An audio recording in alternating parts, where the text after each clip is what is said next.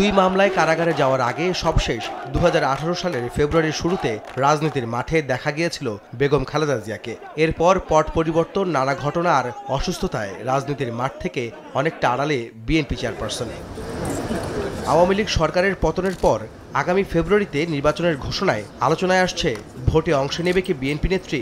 সময় সংবাদকে বিএনপি মহাসচিব জানান, সবকিছুই নির্ভর করছে বেগম জিয়ার সুস্থতা ও ইচ্ছার উপর। এটা নির্ভর করবে তার স্বাস্থ্যের উপরে। যদি তার স্বাস্থ্য ভালো থাকে তাহলে নিশ্চয়ই তিনি অংশ নেবেন, আর যদি ভালো না থাকে, ডাক্তারদের অনুমতি না থাকে, তাহলে কীভাবে অংশ নেবেন।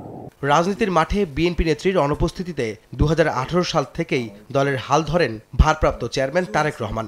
দলটি ভোটে জয়ী হলে কে হবেন প্রধানমন্ত্রী, এমন প্রশ্নের জবাবে মির্জা ফখরুল জানান, শারীরিকভাবে সুস্থ বোধ করলে প্রধানমন্ত্রী হবেন বেগম খালেদা জিয়া, না হলে তারেক রহমানই আস্থা দলের। দেশনেত্রী বেগম খালেদা জিয়া যদি নির্বাচনে অংশ নিতে পারেন এবং উনি নিজে মনে করেন যে she fit to become the prime minister, then she will become the prime minister. আর যদি সেটা না হয় তাহলে ভারপ্রাপ্ত চেয়ারম্যান তিনি হবেন আমাদের প্রধানমন্ত্রী। এ ব্যাপারে কোনো সন্দেহ নেই।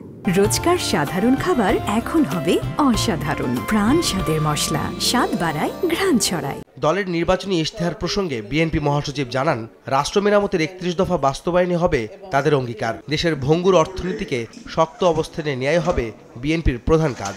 ইশতেহারের উপর কাজ হচ্ছে, আমাদের কাজ শুরু করেছি আমরা। ইশতেহারে অনেক কিছু থাকে, তার মধ্যে 31 দফাটা তো মূল থাকবে। দেশে গণতান্ত্রিক প্রতিষ্ঠানগুলোকে শক্তিশালী করা, সেই সঙ্গে আপনার অর্থনৈতিক বিষয়টাও আপনাকে অত্যন্ত গুরুত্ব পাবে। কারণ আমরা তো একটা ইকোনমিক ক্রাইসিস আওয়ামী করে দিয়ে গেছে, এটা খুব ভয়াবহ রকমের।